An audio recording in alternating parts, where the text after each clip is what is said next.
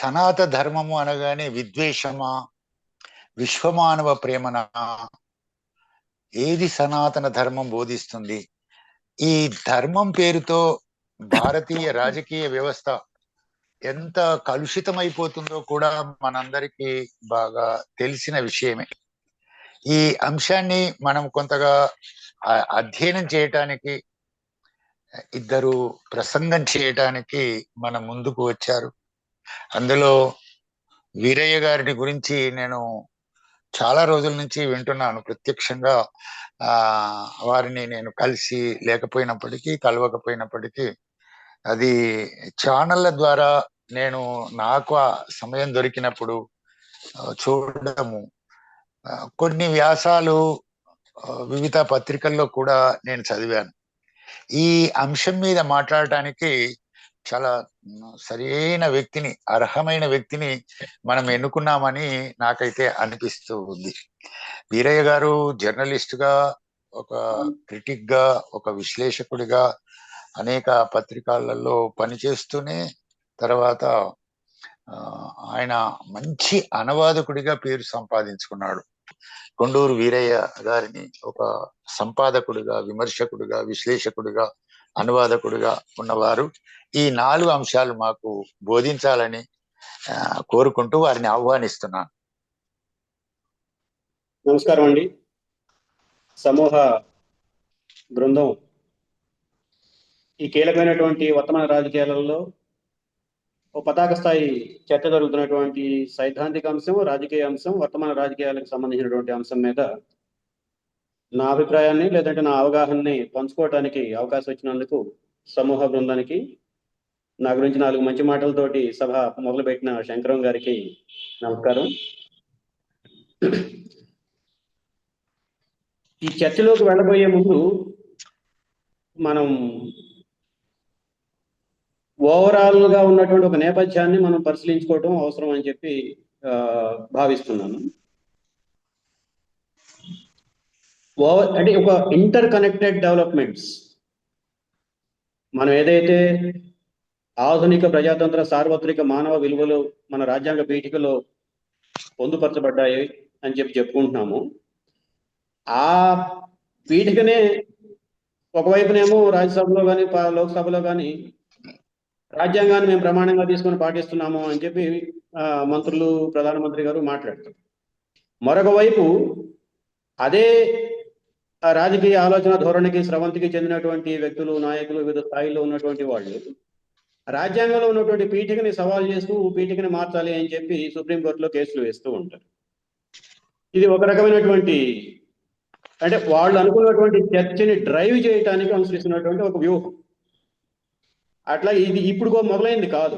స్వాతంత్రం వచ్చిన దగ్గర నుంచి 1960 దశకం తర్వాత ఇటువంటి ఒక వ్యూహాత్మక జోక్యం అంటాం. ఆ వ్యూహాత్మక జోక్యం నిరంతరం భారత రాజకీయాలలో తనదైనటువంటి ఒక ఏకతాపైన చర్చ జరిగే పద్ధతుల్లో ఇప్పుడున్నటువంటి పాలక పార్టీ, దానికి అనుబంధంగా దానికి మార్గదర్శకం వహిస్తున్నటువంటి సంఘ పరివారం చేస్తూ ఉన్న విషయాన్ని మనం దృష్టిలో పెట్టుకోవాలి. ఎందుకంటే సనాతన ధర్మం దీన్ని ఈరోజు దాదాపుగా హిందూ మతానికి ప్రత్యామ్నాయ పదం కింద వాడుతూ ఉంది. కానీ చరిత్ర పరిశోధకులు, అధ్యయనకారులు, పురావస్తు అధ్యయనకారులు వీళ్ళందరూ పరిశోధించి వెలికి వెళ్ళి చూస్తే ఎక్కడా కూడా సనాతన ధర్మం అనేది ఒక పద ప్రయోగం కింద లేదు. సనాతనం ఉంది, ధర్మం ఉంది. ఈ రెండు వేరు వేరు. ఏ కాలంలో ఏ పదాన్ని ఎన్నిసార్లు ఉపయోగించారో కూడా శ్రీమాలి గారు చాలా అద్భుతమైనటువంటి వివరణ ఇస్తారు. వివిధ పురాణ ఇతిహాసాల్లోనూ, వేదాల్లోనూ వీటన్నిటిలో ఉన్నటువంటి ప్రస్తావనల్ని లెక్కదీసి సుమారుగా ఈ పదం 5700 సార్లు ప్రయోగించబడ్డది, సనాతనం అని కానీ, ధర్మం అని కానీ. కానీ సనాతన ధర్మం అన్న పదాన్ని ప్రయోగించింది మాత్రం చాలా పరిమితమైనటువంటి సందర్భాలు, దాదాపు 500 కంటే తక్కువ ఉన్నటువంటి సందర్భాలలోనే మాత్రం ప్రయోగించారు. దానికి ఉదాహరణ కూడా చెప్తాడు. మనందరికీ తెలిసినటువంటి పాపులర్ స్టోరీ మహాభారతానికి సంబంధించింది సభాపర్వం. ఆ సభాపర్వంలో దుర్యోధనుడు అపహాస్యం, గేలి గేలి గేలి చేయబట్టడం, ద్రౌపది నవ్వటం, ఇవన్నీ జరిగిన తర్వాత శకుని వేసినటువంటి జోదంలో ధర్మరాజు వాళ్ళ సోదరులు వాళ్ళందరూ ఓడిపోయి భార్యని పణంగా పెట్టినప్పుడు ఆవిడ ఒక మాట సభలో ప్రశ్న లేవనెత్తుతుంది. నేను నా జీవితం అంతా సనాతన ధర్మాన్ని పాటిస్తూ ఉన్నానే, మరి నాలాంటి మహిళని సభ దృష్టికి తీసుకొచ్చి ఈ రకంగా అవమానించడం, నన్ను ఎవరు గెలిచారో నాకు తెలియని పరిస్థితిని తీసుకురావటం ఈ కురువంశం పాటించే సనాతన ధర్మమేనా? వాళ్ళు ధర్మం తప్పారా, నేను ధర్మం తప్పానా? చెప్పండి పితామహ అని చెప్పి భీష్మ పితామహాన్ని కోరుతుంది. ఆవిడ భీష్ముడు ఏమంటాడు, ఇది అల్టిమేట్ గా నువ్వు అడిగిన ధర్మ సందేహాన్ని నేను తీర్చలేను తల్లి, కానీ రాజ్యం అధికారం చెలాయించేవాడు ధర్మం గురించి మాట్లాడితే అది సార్వత్రిక ధర్మం అని చెప్పి జనం అనుకుంటారు. ఓడిపోయిన వాడు బలహీనుడు, లేదు సమాజంలో అంతగా గుర్తింపుకి గౌరవానికి నోచుకోని వాడు ధర్మం గురించి మాట్లాడుతూ ఉంటే వీడు సమాజం దాన్ని సార్వత్రిక ధర్మం కింద పరిగణించదు, ఇది మౌలిక సూత్రం, దీన్ని దృష్టిలో పెట్టుకోండి అని చెప్పి భీష్ముడి దగ్గర సమాధానం వస్తుంది. అయితే ఈ చర్చ అంతా ఎందుకు చెప్తున్నానంటే construction of meaning. BJP RSS ఒక 100 సంవత్సరాల నుంచి చేస్తున్నటువంటి కసరత్తులో పదాలు పాతవే ఉంటాయి, మనకు బాగా పరిచితమైనటువంటి, ఇందాక ప్రారంభంలోనే శంకరం గారు అన్నారు, సనాతన ధర్మం గురించి చాలా కాలం నుంచి అవగాహన ఉన్నటువంటిది అన్న దానికేం అభ్యంతరం లేదు. కానీ జనం చేతుల్లో ఉన్న వరకు అదేమో మామూలుగానే ఉండిపోయింది, ఇప్పుడు రాజ్యం చేతుల్లోకి వెళ్ళిపోయిన తర్వాత అది ఆయుధం అవుతుంది అని చెప్పి అన్నారు. కరెక్ట్గా చెప్పారు. పదాలు అవే ధర్మం. మనందరికీ ధర్మం గురించినటువంటి అవగాహన ఏమిటి? అదొక సత్ప్రవర్తనావళి. అబద్ధం చెప్పకూడదు, దొంగతనం చేయకూడదు, పరుష పదజాలంతో మాట్లాడకూడదు, ఇతరులను నిందించకూడదు, అకారణంగా నిందించకూడదు, అకారణంగా దండించకూడదు, అబద్ధాలు చెప్పకూడదు, సత్యం మాత్రమే పలుకోవలను. ఇవన్నీ కూడా మన రోజువారీ స్కూళ్ళ దగ్గర నుంచి మనం నేర్చుకుంటున్న కుటుంబ విలువల కింద ఉండిపోయినాయి. ఇది ప్రవర్తన నియమావళి. ఈ ప్రవర్తన నియమావళిని కాస్త తీసుకెళ్లి మతంతో ముడిపెట్టి ఆ మతం చెప్పినట్టుగా మనం ప్రవర్తించాలి, ఆ మతం చెప్పినట్టుగా మత ఆలోచనలు, మతంలో ఉన్నటువంటి కోడిఫైడ్ ప్రమాణాలు, నిర్ధారణలు, కోడిఫికేషన్ అని చెప్పని అంటాం, క్రోడీకరించబడినటువంటి నిర్ధారణలు, ప్రమాణాలు, వాటి ద్వారా మన జీవితాన్ని మనం తిరిగి అద్దంలో చూసుకోవాలి, ఎక్కడ తప్పు చేస్తున్నాం, ఎక్కడ తప్పు చేస్తున్నాం, ఏది తప్పు ఏది ఒప్పు అన్నది సార్వత్రిక మానవ సమాజ అభివృద్ధి క్రమంలో అనేక విలువలు అనేక సందర్భాలలో ముందుకు వచ్చాయి. కానీ ఇప్పుడు జరుగుతున్నటువంటి చర్చ ఏమిటి? ఈ విలువలు అన్నీ కూడా వేదాలలోనే ఉన్నాయి అన్నది ఒక ఆ చర్చని ముడివేస్తున్నారు. మీకు ఈ చర్చ జరుగుతున్నటువంటి ఎంత ఫాస్ట్ గా కౌంటర్ అటాక్స్ సంఘ పరివారం నుంచి ఏదైనా ఒక సందర్భం వచ్చింది అని చెప్పినంటే, ఇప్పుడు తాజా సందర్భం మనం మాట్లాడుకుంటున్నటువంటిది ఉదయనిధి మారన్ తమిళనాడులో అభ్యుదయ రచయితల సంఘం మహాసభలో మాట్లాడుతూ సమాజంలో ఉండే అవలక్షణాలు, సమాజానికి హాని చేసే మసూచి, కలరా, డెంగ్యూ, కరోనా వైరస్ లాంటి వైరస్లన్నింటినీ మనం ఏరివేయడం కోసం, వాటిని అంతమొందించడం కోసం పెద్ద పెద్ద ప్రయోగశాలలో పెట్టి పరిశోధనలు చేసి మందులు కొనుక్కొని వాటి నుంచి జనాన్ని కాపాడుతున్నాము. అదే పద్ధతుల్లో సనాతన ధర్మం అనే వైరస్ నుంచి కూడా ఈ జనాన్ని కాపాడాలి. ఆ కాపాడే క్రమంలో భాగంగా 2024లో, అప్పుడు ఇది 2023లో జరిగినటువంటి ఉపన్యాసం, 2024లో జరుగుతున్నటువంటి పార్లమెంట్ ఎన్నికల్లో బీజేపీని ఓడించకపోతే ఈ సనాతన ధర్మం మన నెత్తిన అది భూతమో ప్రేతమో పిచాచమో అయి కూర్చుంటుంది, మనల్ని నడిపిస్తుంది, మన నడవడికని మనం నడవలేము అని చెప్పి మాట్లాడతాడు. ఆ మాట్లాడితే ఇంకొకటి, ఇది ప్రచార వ్యూహంలో ఆర్ఎస్ఎస్ సంఘ పరివారంలో శిక్షణ పొందినటువంటి ఆరుదేరినటువంటి వాళ్ళని తయారు చేస్తుంది. ఆ ప్రకటన వచ్చిన తర్వాత వెంటనే అమిత్ మాలవయ్య అని చెప్పి బీజేపీ ఐటీ సెల్ ఇన్ఛార్జ్, దాదాపుగా 2013 ఆ ప్రాంతం నుంచి బీజేపీ ఐటీ సెల్ మేనేజ్ చేస్తూ ఉన్నాడు. ఈ అబద్ధాలు, తప్పుడు ప్రచారాలు, fake news, fake pictures, fake audio video రికార్డులు, ఇట్లాంటివన్నీ కూడా వాళ్ళు దుమ్ముగా జనం మీద నెడుతూ ఉంటారు. ఆయన వెంటనే ఒక మాట అన్నాడు, దాని ట్విట్టర్లో పోస్ట్ చేస్తూ, తమిళనాడులో ఉన్నటువంటి ప్రభుత్వం దేశంలో ఉన్నటువంటి 80% మంది హిందువులను ఓతకొతపోయాలని చెప్పి పిలుపునిస్తోంది, దీనికి మీరు సిద్ధమా, దీన్ని మీరు అంగీకరిస్తారా అని చెప్పి ప్రశ్న వేస్తాడు. ఉదయనిధి మారన్ చెప్పింది ఏమిటి? అవలక్షణాలు ఉన్నటువంటి సమాజం నుంచి సమాజాన్ని కాపాడుకోవడానికి అవలక్షణాలను తొలగించుకోవాలి. అనారోగ్య కారకాలైనటువంటి జీవన విధానాన్ని మార్చుకున్నట్టుగానే మనం అనారోగ్యకరమైనటువంటి సామాజిక ఆలోచన విధానాన్ని మార్చుకోవాలి. ఆ అనారోగ్యకరమైనటువంటి ఆలోచన విధానం ఆయన ఎందుకు ప్రస్తావించాడు సనాతన ధర్మం గురించి? సనాతన ధర్మంలో కుల వ్యవస్థ అంతర్భాగం. ఇప్పుడు ఆ విచారణ విమర్శ వచ్చిన తర్వాత వెంటనే ఇండియా టుడేలో ఒకటిను, టైమ్స్ ఆఫ్ ఇండియాలో 2 వ్యాసాలు వచ్చాయి. దాంట్లో మొత్తం శానిటైజ్డ్ వర్షన్ అని చెప్పని అంటాం కదా, ఎటువంటి మరకలు గిరకలు లేకుండా నీట్గా రంగులేసి, మనకు పాతిళ్ళైనా సరే రంగులేసి కొత్త ఇంటిగా చూపించినట్టుగా అతికెళ్ళినప్పుడు ఈ శానిటైజ్డ్ వర్షన్ ప్రజెంట్ చేయడం కోసం పెద్ద ఎత్తున ప్రయత్నం జరిగింది.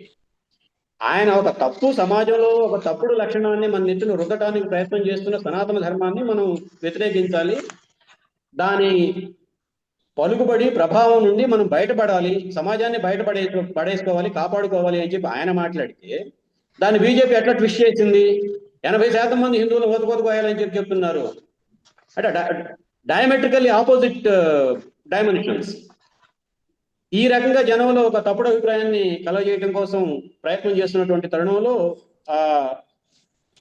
హిస్టరీ కాంగ్రెస్ కేఎం శ్రీమాలి గారు ఢిల్లీ యూనివర్సిటీలో హిస్టరీ ప్రొఫెసరు, అందులోనూ ప్రాచీన భారతదేశ చరిత్ర గురించినటువంటి లోతైన అవగాహన కలిగినటువంటి పరిశోధకుడు, పరిశీలకుడు.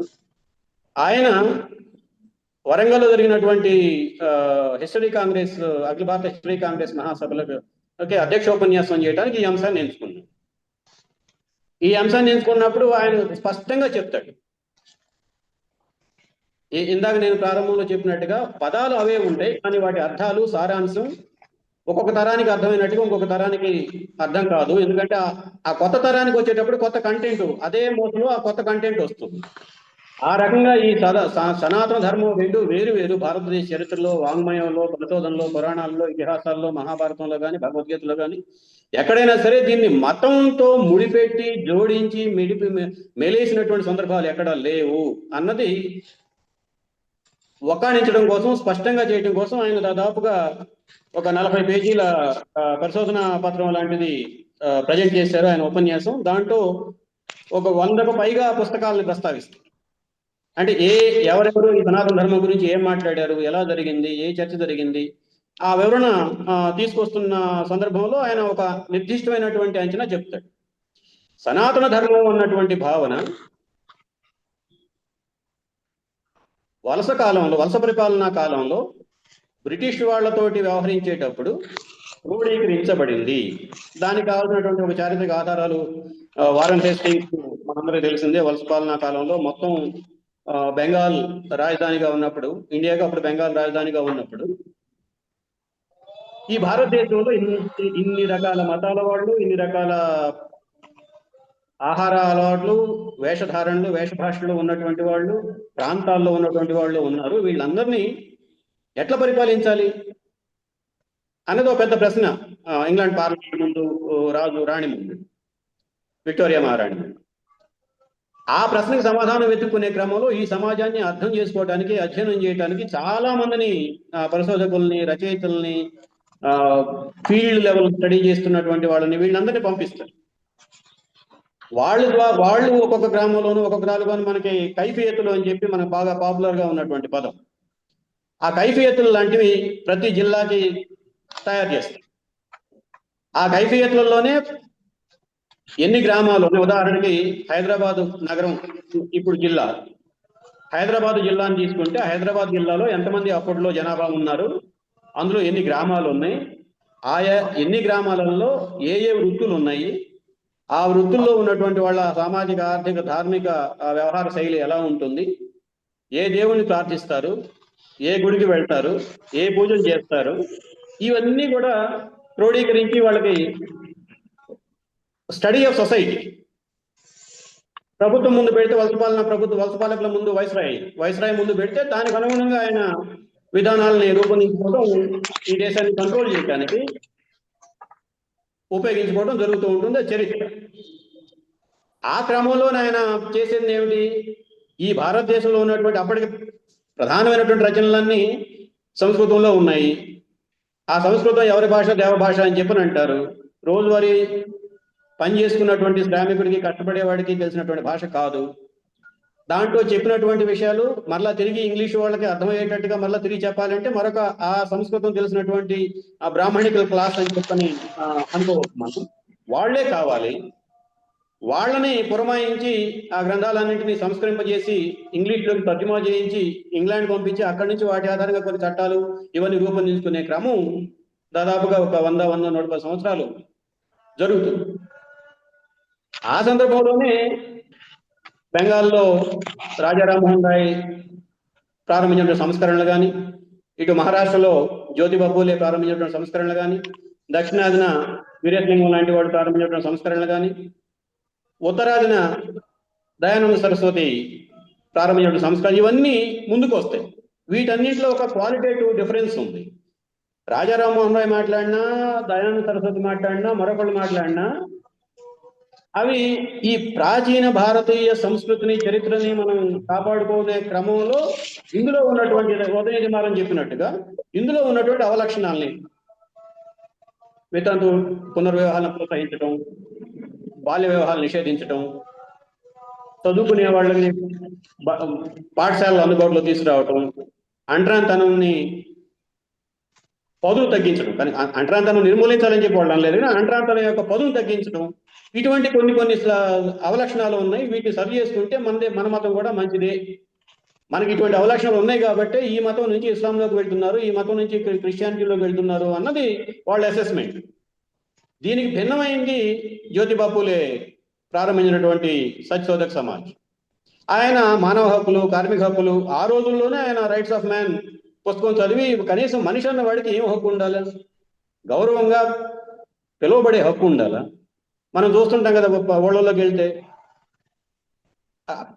కొంత పొలం పేరుతో మాట్లాడే మాటలు అవన్నీ పక్కన పెడితే అరే ఒరే తప్ప దిగువ తరగతులకు సంబంధించినటువంటి ఎస్సీ ఎస్టీ బీసీలని పేరు పెట్టి మర్యాదగా గౌరవంగా పిలిచే సాంప్రదాయం ఎప్పటికీ కొన్ని గ్రామాల్లో లేదు కదా, మనం చూస్తున్నాం కదా.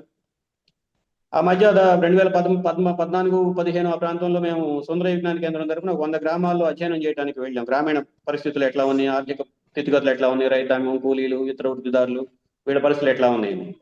కొన్ని ఇళ్లలో మమ్మల్ని లోపలికి రానిచ్చేవాళ్ళు కాదు. మహబూబ్ నగర్ లో ఒక ఇంట్లో మేము సర్వేకి వెళ్తే ఆ రోజు నైట్ అక్కడ ఉండాల్సి వస్తే పశువుల పాకలో మమ్మల్ని ఉండమన్నారు.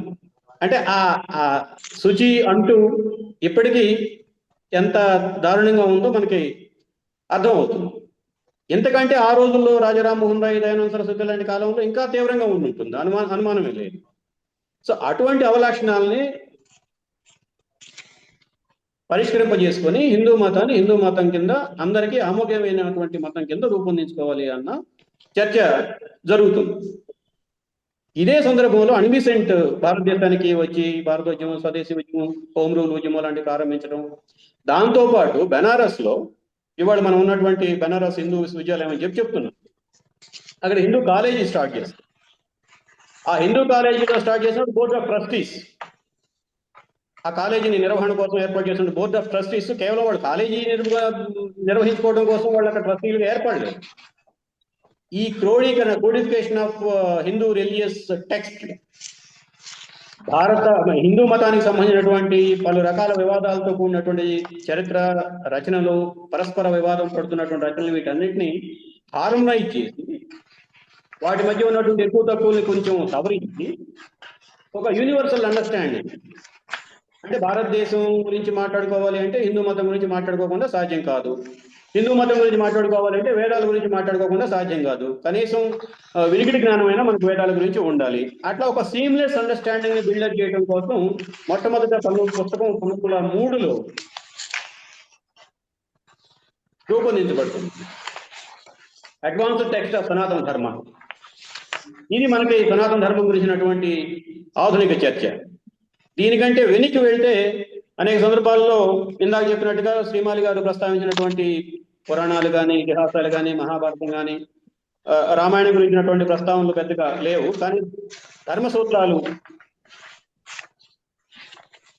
దయాభాగ ధర్మసూత్రాలు, అట్లాగే మనుసూత్రాలు, మనధర్మ సూత్రాలు, వీటన్నిటిని కూడా పరిశీలించి ఎక్కడైనా సరే సనాతన ధర్మం లేదంటే సనాతనం అన్న పదాన్ని మతంతో ముడిపెట్టినటువంటి సందర్భాలు ఉన్నాయా అని వెతుకుతారు. వెతికి ఆయన చెప్పేది ఏమిటంటే, ఆయన నిర్ధారణ క్రీస్తు పూర్వం అంటే అశోకుడు పరిపాలనా కాలంలో దానికంటే ముందు ఉన్నటువంటి రచనలన్నీ కూడా సదా ద్విజులు అంటాం కదా, బ్రాహ్మణులు లేదంటే క్షత్రియులు, వీళ్ళు ఆ ద్విజులు అన్న తరగతులకి వాళ్ళ యొక్క ప్రయోజనాలు కాపాడుకోవడం కోసం రూపొందించినటువంటి ధర్మసూత్రాలే తప్ప సార్వత్రిక మానవ విలువల్ని పాటించడం కోసం, మానవ విలువల్ని ప్రబోధించడం కోసం రూపొందించినటువంటి ధర్మసూత్రాలు కావు ఇవి. ఈ ధర్మసూత్రాల ప్రాతిపదికనే కోడిఫికేషన్ ఆఫ్ హిందూ లాస్ కానీ, కోడిఫికేషన్ ఆఫ్ ముస్లిం లాస్ కానీ ఇవన్నీ జరిగాయి. అంత జరిగిన తర్వాత కూడా మనం అంటున్నట్టు ఈ రోజుకి కోర్టులు బ్రాహ్మణ్యపు అంటే సంస్కృత రచనల ప్రభావం నుంచి పరిధి నుంచి బయటికి రాలేకపోతున్నాయి అని చెప్పి ఆయన ఒక పెద్ద మంచి అబ్జర్వేషన్, పెద్ద విమర్శే కానీ మంచి అబ్జర్వేషన్. ఎందుకంటే ఈ రోజు కూడా నేను లాయర్గా కూడా ప్రాక్టీస్ చేస్తూ ఉన్నాను కాబట్టి అప్పుడప్పుడు మాకు వస్తాయి కొన్ని కేసులు. దాంట్లో పార్టీషన్, ఆస్తుల పంపకాలకు సంబంధించినటువంటి కేసులు కొన్ని వస్తాయి. అందులో న్యాయస్థానం ఏం చెప్తుంది, ఈ ఆస్తుల పంపకానికి వస్తున్నటువంటి కుటుంబం ఈ హిందూ శాఖల్లో దేనికి సంబంధించి తీసుకొని ఆ శాఖలో పాటిస్తున్నటువంటి ఈ ధర్మసూత్రాలు దయాభాగ మితాక్షర ఈ రెండు ధర్మసూత్రాల టెక్స్ట్లలో దేనో దాన్ని పాటించాలి, ఆ పాటించిన దాని ప్రకారం వీళ్ళ వాటాలు ఫిక్స్ చేయాలి అని చెప్తుంది. అంటే ఎక్కడున్నాం మనం? 21వ శతాబ్దంలో ప్రపంచానికి విశ్వగురువుగా మారే క్రమంలో ఉన్నాం ప్రభుత్వం అంచనా ప్రకారం. మిగతా వాళ్ళు మ్యూట్ చేస్తే బాగుంటుందండి. శ్రీనివాస్ గారు మ్యూట్ చేయండి. జీలకర్ర శ్రీనివాస్ గారు మైక్ మ్యూట్ చేయండి.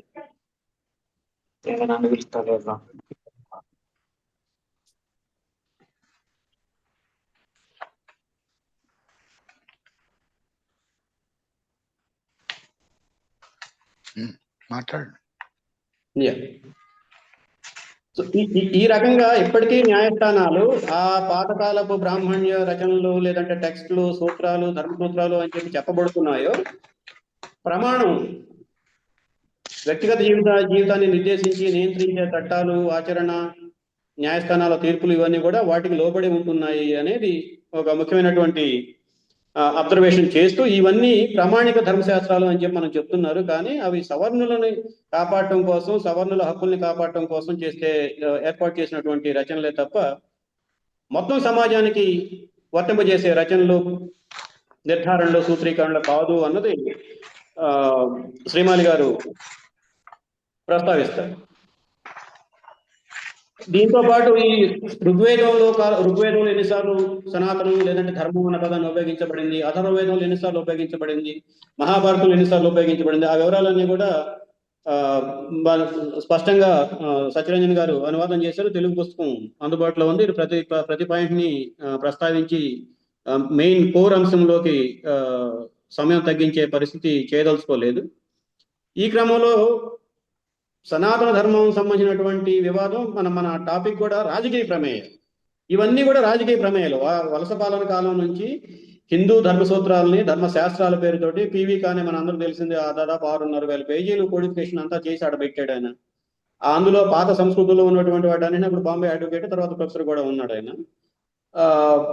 ఇంగ్లీష్లోకి తర్జుమా చేసి ఏ కాలంలో ఏ పుస్తకం ప్రామాణికమైనటువంటిది ఆ పుస్తకాన్ని ఇంగ్లీష్లో ట్రాన్స్లేట్ చేసి దాని సారాంశాన్ని ఇవ్వటం, ఇట్లా 6,500 పేజీలు కోడిఫికేషన్ జరిగింది. మరో కోడిఫికేషన్ కేంద్రం సెంట్రల్ హిందూ కాలేజ్, బెనారస్ లో ఉన్నటువంటి హిందూ కాలేజీ. ఈ కోడిఫికేషన్స్ లోనే ఆ కాలంలోనే మనం కూడా గుర్తుపెట్టుకోవాలి. జనరల్ గా మనందరికీ ఉన్నటువంటి అభిప్రాయం ఏంటంటే, అంటే ఒక యాంగిల్లో పాలకవర్గం కూడా చెప్తున్నటువంటి ముందు తీసుకొస్తున్నటువంటి చర్చ, భారతదేశంలో వలస పాలన కాలంలో కులగణన ఈరోజు పెద్ద వివాదం అవుతోంది కదా. కులగణన చేయటం వల్లనే అస్తిత్వ రాజకీయాలకు సంబంధించినటువంటి అవగాహన, మేము ఎంతమంది అన్నటువంటి ఒక అవగాహన, ఒక ఫ్రెటర్నల్ ఫీలింగ్, పలానవాడు మనవాడే. ఇందాక శంకరం గారు ప్రారంభం అన్నట్టుగా రచయిత అన్న తర్వాత మనవాడు, ఇంక అందులో వేరే సందేహం లేదు. అట్లా ఓ ఫ్రెటర్నల్ ఫీలింగ్ ని క్రియేట్ చేయడానికి, దాని బేస్డ్గా అస్తిత్వ రాజకీయాలకు సంబంధించినటువంటి పనులు పడటానికి అవకాశం ఏర్పడింది అని చెప్పి ఒక సామాజిక శాస్త్రవేత్తలు, పరిశోధకులు విశ్లేషణ ఉంది. కానీ ఇక్కడ నేనేమంటానంటే, దీనికంటే కూడా ముందు Hindu identification, Hindu identity consolidate అయింది. దాదాపుగా 18వ శతాబ్దం మధ్యకాలం నుంచి, 1857 తర్వాత కాలం నుంచి ఈ దేశంలో ఇంతమంది హిందువులు ఉన్నారు, కాబట్టి మెజారిటీ హిందువులు హిందూ దేశం అయి ఉండాలి కదా అన్నటువంటి చర్చల్లో మనకి ఈ రచనల్లో కూడా కనిపిస్తాయి. ఆ ఐడెంటిఫికేషన్ అది కేవలం అస్తిత్వ రాజకీయాలు అంటే ఏదో కులాల వాళ్ళు నలుగురు ఒక చోట కూడి మాకు ఈ డిమాండ్ కావాలి అని చెప్పి కోరినంత మాత్రాన అది అస్తిత్వ రాజకీయం అని ముద్ర వేసి మనం పక్కన పెడుతున్నాం. మరి ఇది దాదాపుగా 200 సంవత్సరాలకు పైగా జరుగుతున్నటువంటి ఈ హిందూ ఐడెంటిటీ చుట్టూ తిప్పుతున్నటువంటి రాజకీయాలని మనం ఎట్లా అర్థం చేసుకోవాలి? అవి అస్తిత్వ రాజకీయాలు కాదా? ఈ అస్తిత్వ రాజకీయాలు సమాజానికి ఆటంకంగా ఉంటే ఆ అస్తిత్వ రాజకీయాలు సమాజానికి ఎలా ఉపయోగపడతాయి? ఇటువంటి చర్చనే శ్రీమాలి గారు అశోకుడికి సంబంధించినటువంటి ఒక శిలాశాసనం, ఆ శిలాశాసనం గురించి ప్రస్తావిస్తూ ఒక వివరణ చెప్తారు. నీ చుట్టూ ఉన్నటువంటి వాళ్ళు నేను సమానంగా చూసుకోలేక, వాళ్ళకి కావాల్సినటువంటి స్వేచ్ఛను వాళ్ళకి ఇవ్వలేక, వాళ్ళకి ఉండాల్సినటువంటి గౌరవాన్ని వాళ్ళకి ఇవ్వలేకపోతే నీ సమాజమే పాడవుతుంది అన్నది ఆ శిలాశాసనం యొక్క సారాంశం. అక్కడే ధర్మం అన్న పదాన్ని కూడా చాలాసార్లు ఉపయోగిస్తాడు అశోకుడు ఈ శిలాశాసనాల్లో. దాదాపుగా రచయిత పరిశీలన ప్రకారం 500 సార్లకు పైగా ధర్మం అన్న పదాన్ని అక్కడ చూడొచ్చు అని చెప్పి అంటారు శ్రీమాలి గారు. అయితే ఆ ధర్మం అన్నది ఏ కాంటెక్స్ట్ లో వాడారు? మనం ప్రారంభంలో చెప్పుకున్నట్టుగా వ్యక్తిగత జీవితాన్ని నియంత్రించే ప్రవర్తన నియమావళే తప్ప ఈ రోజు మనం ఆధునిక అర్థంలో మాట్లాడుకుంటున్నట్టుగా ధర్మం అంటే మతం కాదు. ఈ తేడాన్ని మనం విస్మరిస్తున్నాం. జనరల్ చర్చల్లో కూడా ఆ ధర్మం అని అనగానే ధర్మం అంటే ఒక పాప భీతితో కూడుకున్నటువంటి, పరలోక పైన చేత కలిగినటువంటిది, ఇహలోక త్యాగం ఇహలోకం గురించినటువంటి త్యజింపుకు సంబంధించినటువంటి లక్షణాలకు సంబంధించినటువంటిది అన్న ఒక అలౌకిక భావంలోకి మనం వెళ్ళిపోతూ, ఇక్కడ రచయిత గారు, చరిత్ర పరిశోధకుడు శ్రీమాలి గారు చెప్పేది ఏంటంటే, ఇది సనాతనం అనేది నిరంతరంగా కొనసాగుతూ వస్తున్నటువంటి ఒక ప్రవాహం లాంటిది. ఆ ధర్మం ఏమిటి? ఆ ధర్మం సదాచార లక్షణాలు, సమాజాన్ని నియంత్రించే లక్షణాలు, సమాజంలో అశాంతికి కారణం కాకుండా ఉండే లక్షణాలు, సమాజాన్ని సుభిక్షంగాను, ఆ రోజు అవగాహన అర్థం ప్రకారం సుభిక్షంగాను, శాంతియుతంగాను, కలహాలు కల్లోలాలు లేకుండా నడుపుకోవడానికి కావాల్సినటువంటి వ్యక్తిగత ప్రవర్తన నియమావళి. దాన్ని అశోకుడి శిలాశాసనాల్లో ఒక చోట వాచిగూటి అన్న పదాన్ని ఉదాహరణ కింద తీసుకొస్తారు. ఎందుకంటే ఆ మీద చాలా ఉదాహరణలు ఉన్నాయి, కానీ మనకి తెలుగు సామెతల్లో కొన్ని దగ్గరగా ఉన్నటువంటి వాటిని నేను ఇక్కడ ఎంచుకుంటున్నాను చెప్పడానికి. వాచిగూటి ఏం చెప్పానంటే, మనందరికీ తెలిసినటువంటి సామెత ఉంది, నోరు మంచిదైతే ఊరు మంచిదైతే అని చెప్పి అంటాము. అంటే దాని అర్థం ఏంటి? మనం మాట్లాడేది మంచి భాష, సరళమైనటువంటి భాష, పరుష పదజాలము వాడకుండా, నిందాపూర్వకమైనటువంటి భాషను వాడకుండా మనం చెప్పదలుచుకుంది చెప్పటం అన్నది దాని ఉద్దేశం. అటువంటి సంస్కృతి రోజువారీ జీవిత వ్యవహారాలకు సంబంధించి దాంట్లో అబద్ధం ఆడకూడదు, లేదు మనకంటే ఒక సమాజంలో రాజ్యం లేదంటే స్థానిక ప్రభుత్వ అధికారి లాంటి వాటి దగ్గరికి వచ్చినప్పుడు అబద్ధం చెప్పకూడదు, సత్యం మాత్రమే చెప్పాలి, తెలియకపోతే తెలియదని చెప్పాలి. ఇటువంటివన్నీ మనం రోజువారీ వ్యక్తిగత నైతిక ప్రవర్తన నియమాలు మన పిల్లలందరికీ మనం నేర్చుకుంటూ ఉంటాం. ఇది లౌకిక వ్యవహారం. లౌకిక వ్యవహారం అంటే ఏమిటి? మన రోజువారీ జీవితానికి సంబంధించినటువంటి ఆలోచనలు, ఆచరణ, అభిప్రాయాలు, అంచనాలు, ఇవి లౌకిక వ్యవహారం. ఈ లౌకిక వ్యవహారంతో వాడుకలో వచ్చినటువంటి దాదాపు ఇందాక చెప్పినట్టు 5,700 సార్లు ఉపయోగించబడినటువంటి పదాన్ని గత 200 సంవత్సరాల కాలంలో ఒక అలౌకికమైనటువంటి పదంగా, ఒక మతానికి సంబంధించినటువంటి మతంగా, మత అభిప్రాయానికి, ఆలోచనకి, సిద్ధాంతానికి, మత ప్రమాణాలకి, మతం నిర్దేశించినటువంటి జీవన ప్రమాణాలకి లోబడినటువంటి పదంగా క్రమంగా మారుతూ వచ్చింది. ఆ మార్పు వెనుక ఖచ్చితమైనటువంటి వ్యూహాత్మకమైనటువంటి పథకం, ఆ పథకాన్ని అమలు చేయడానికి ఇందాక చెప్పినట్టుగా ఇప్పుడు 1835 ఆ ప్రాంతం నుంచి మొదలుపెట్టి 1903 నాటికి వీటన్నిటిని క్రోడీకరించడం, ఆ క్రోడీకరించిన దాంట్లో ఆ స్పష్టంగా నేను ఒక పారాగ్రాఫ్ రాసుకున్నాను, అందులో చదివి వినిపిస్తాను. హిందూ సెంట్రల్ హిందూ కాలేజీ బెనారస్ వాళ్ళు తయారు చేసినటువంటి అడ్వాన్స్డ్ టెక్స్ట్ ఆఫ్ సనాతన ధర్మ, దాంట్లో వాళ్ళు చెప్పినట్టు ఎందుకు రాస్తున్న ఈ పుస్తకం తయారు చేయాల్సి వచ్చింది ఏం చెప్పానంటే, ఓ సీమ్లెస్ అండర్స్టాండింగ్. భారతదేశంలో మనందరికీ తెలిసింది హిందూ మతాలు ఎన్ని శాఖలు ఉన్నాయో, ఎన్ని విభాగాలు ఉన్నాయో, ప్రతి శాఖలోనూ మళ్ళీ ఎన్ని విభాగాలు ఉన్నాయో మనందరికీ తెలుసు. ఒక విదేశీ ప్రొఫెసర్ని పరిశోధకుడిని ఉటంకిస్తూ శ్రీమాలి గారు అంటాడు, బ్రాహ్మణులు సరే మిగతావన్నీ పక్కన పెట్టండి, బ్రాహ్మణులంతా ఒక ఏకశాఖగా ఉన్నారా? లేరు కదా. ఉత్తరాది బ్రాహ్మణులు ఒక లెక్కన ఉంటారు, దక్షిణాది బ్రాహ్మణులు ఒక లెక్కన ఉంటారు. దక్షిణాది బ్రాహ్మణుల్లో కూడా కేవలం పూజలు పునస్కారాలు జ్ఞాన ఉత్పత్తిలో ఉన్నటువంటి వాళ్ళు ఒక రకంగా ఉంటారు, ఆస్తి మేనేజ్మెంట్ చేయడంలో ఉన్నటువంటి వాళ్ళు ఇంకొక రకంగా ఉంటారు. మనందరూ తెలిసిందే కారణాలతోటి మనకి ఎన్ని సివిల్ డిస్ప్యూట్స్ తయారవుతున్నాయో ఈ ల్యాండ్ రికార్డ్స్ మేనేజ్ చేసే దాంట్లో. అంటే ఉత్తర భారతదేశంలో వాళ్ళ వేషధారణ ఒక రకంగా ఉంటుంది, కొద్దిపాటి ఢిల్లీ నివాసం ఉంది కనుక మనకు అక్కడ కనిపిస్తారు ద్వివేది, త్రివేది, చతుర్వేది. మనకి ఆ రకమైనటువంటి శాఖలు ఇక్కడ ఉండవు. ద్వివేది అంటే వాళ్ళ అవగాహనలో 2 వేదాలు చదువుకున్నటువంటి కుటుంబం వారసత్వం కలిగినటువంటి వాడు. త్రివేది అంటే 3 వేదాలు చదువుకున్నటువంటి కుటుంబ వారసత్వం కలిగినటువంటి వాడు.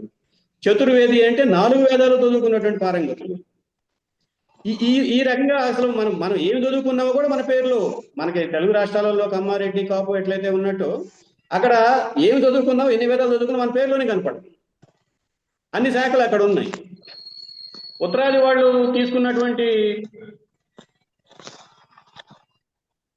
వేషధారణ శైలి దక్షిణాది వాళ్ళతోటి ఉండదు. దక్షిణాదిన ఇంకా కిందకి వెళ్తే తమిళనాడు, కేరళ ప్రాంతానికి వెళ్తే ఈ జుట్టు అంతా ముందంతా గుండు వెనక పెట్టుకోట్లాగా ఇట్లా ఉంటుంది. ఉత్తరాదిలో మనకు ఆ వేషధారణ కనపడదు. ఇన్ని బ్రాహ్మణులు అసలు ఈ సమాజానికి జ్ఞాన ఉత్పత్తి చేస్తున్నటువంటి వాళ్ళే అని అనుకుంటున్నటువంటి వాళ్ళలోనే ఇన్ని వ్యత్యాసాలు, ఇన్ని వ్యత్యాసాలకు అనుగుణంగా వచ్చే విభేదాలు ఉన్నప్పుడు ఈ దేశం మొత్తం ఏకఖండంగా శిలా సదృశ్యంగా ఒక హిందూ మతాన్ని అనుసరించే వ్యవహార జీవిత శైలిగా ఎట్లా ఉంటుంది అన్నది పెద్ద ప్రశ్న. ఈ వ్యత్యాసాలు ఏవైతే ఉన్నాయో పరస్పరం మనం చూసాం కదా. ఈ ధర్మశాస్త్రాలలో రాసుకున్నటువంటి వాళ్ళలో పతంజలి ఒక ధర్మశాస్త్రం, పాణిని ఇంకొకటి, లేదంటే మన దయాభాగ జీమోత వాహనుడు రాసినటువంటి ధర్మశాస్త్రం మరొకటి, మనువు రాసినటువంటిది మరొకటి. వీటి మధ్యనే కొన్ని అంశాలలో పొంతం లేని విషయాలు చాలా ఉన్నాయి అనేది ఆయన ఉదాహరణ కింద చెప్తూ ఉంటాడు. ఈ పొంతం లేని విషయాలన్నింటి మధ్య పొంతన కుదుర్చడం కోసం ఈ అడ్వాన్స్డ్ టెక్స్ట్ ఆఫ్ సనాతన హిందూ ధర్మ, సనాతన ధర్మ అన్న టెక్స్ట్ ని రూపొందించాము అని చెప్పి వాళ్ళు ముందు మాటలో రాసుకున్నారు. వేర్ దేర్ ఈజ్ నో, ఇక్కడ చెప్తూ ఇవాటి వివాదానికి కారణమైనటువంటి మరొక వ్యాఖ్య ఏమిటి ఉదయనిధి స్టాలిన్ది. సనాతన ధర్మం కుల వ్యవస్థతోటి ముడిపడి ఉన్నది. ఈ కుల వ్యవస్థను బ్రతికించడానికి పనిచేస్తున్నటువంటి ఆలోచన స్రవంతి ధోరణి సనాతన ధర్మం. కాబట్టి కుల వ్యవస్థను మనం అంతమొందించాలి అని చెప్పానంటే కుల పీడన, రివర్స్ గేర్లో వెళ్దాం. అంటరాంతనాన్ని అంతమొందించాలన్నా, కుల పీడనాన్ని అంతమొందించాలన్నా, అల్టిమేట్ గా కుల వ్యవస్థను అంతమొందించాలన్నా ఆ కుల వ్యవస్థకు పునాదిగా ఉండి దాన్ని కట్టి కాపాడుతున్నటువంటి సనాతన ధర్మాన్ని మనం నిర్మూలించకుండా ఈ కుల వ్యవస్థను నిర్మూలించలేము, కుల పీడనని, కుల అణచివేతని, కులాధిపత్యాన్ని, కుల దోపిడీని నిర్మూలించలేము అన్నది ఆయన అవగాహన. ఈ పుస్తకంలో ఏం రాస్తారు? ఈ సనాతన ధర్మం క్లాసికల్ అడ్వాన్స్డ్ టెక్స్ట్ ఆఫ్ సనాతన ధర్మ అన్న పుస్తకంలో ఒక చాప్టర్ ఉంది కుల వ్యవస్థ మీద. దాంట్లో ఒక పారాగ్రాఫ్ లో ఏమంటాడంటే, ఈ ప్రాచీన భారతదేశంలో ఎవరి కులాల్లో పుట్టినటువంటి వాళ్ళు, ఎవరి వర్ణాలు ఆ రోజుకి ఏ వర్ణంలో పుట్టినటువంటి వాళ్ళు ఆ వర్ణాన్ని కేటాయించబడినటువంటి సామాజిక విధి విధానాలు, నియంత్రణలకు లోబడి జీవించినంత కాలం ఈ సమాజం పచ్చగా సజావుగా గొడవలు లేకుండా సాగింది. ఇప్పుడు ఏదైతే ఈ సమాజ ప్రవర్తన నియమావళి కుల వ్యవస్థ రూపంలో నిర్మాణం అయిందో దాన్ని ఉల్లంఘించడం మొదలుపెట్టిన తర్వాత ఈ సమాజంలో అవలక్షణాలు ఏర్పడతాయి అన్నది ఆయన ఈ పుస్తకంలో ఒక చాప్టర్లో ఉన్నటువంటి అంశం. అంటే ఎవరు ఏ కాలంలో ఈ ఉల్లంఘనలకు పాల్పడ్డారు? ఇవాళ మనం మాట్లాడుకుంటున్నాం 140 కోట్ల జనాభా ఉన్నటువంటి దేశంలో ఉండి 6.5 కోట్ల జనాభా ఉన్నటువంటి రాష్ట్రంలో ఉండి మనం మాట్లాడుకుంటున్నాం. ఆ రోజు భారతదేశంలో వేదాల కాలంలో ఎంత జనాభా ఉన్నారు, ఏ ప్రాంతాల్లో నివసిస్తూ వచ్చారు, వేదానంతర కాలంలో ఎంత జనాభా ఉన్నారు, ఏ ప్రాంతాల్లో స్థిర నివాసాలు ఏర్పడ్డాయి, ఎక్కడ ఆయన ఇంకొక అద్భుతమైనటువంటి విషయం చెప్తారు. వేదాలలో ఎక్కడా కూడా గృహస్థు ధర్మం గురించి ప్రస్తావన లేదు. గృహస్థాశ్రమ ధర్మాలు అని చెప్పని అంటాం కదా, ఆ గృహస్థు గురించినటువంటి ప్రస్తావన లేదు. ఎందుకు లేదు? వాళ్ళు ఇంకా సంచార జీవితంలోనే ఉన్నారు. ఆ సంచార జీవితంలో ఏర్పడుతున్నటువంటి ఎదురయ్యే సమస్యలు, వాటిని అధిగమించే ప్రయత్నాలు, అందులో తెలుసుకున్నటువంటి అనుభవాలు, వీటన్నిటినీ క్రోడీకరించుకుంటూ గ్రంథస్థం చేసుకుంటూ వచ్చారు అన్నది మనకి ఈ రచనలో కనపడుతున్నటువంటి కొత్త కోణం.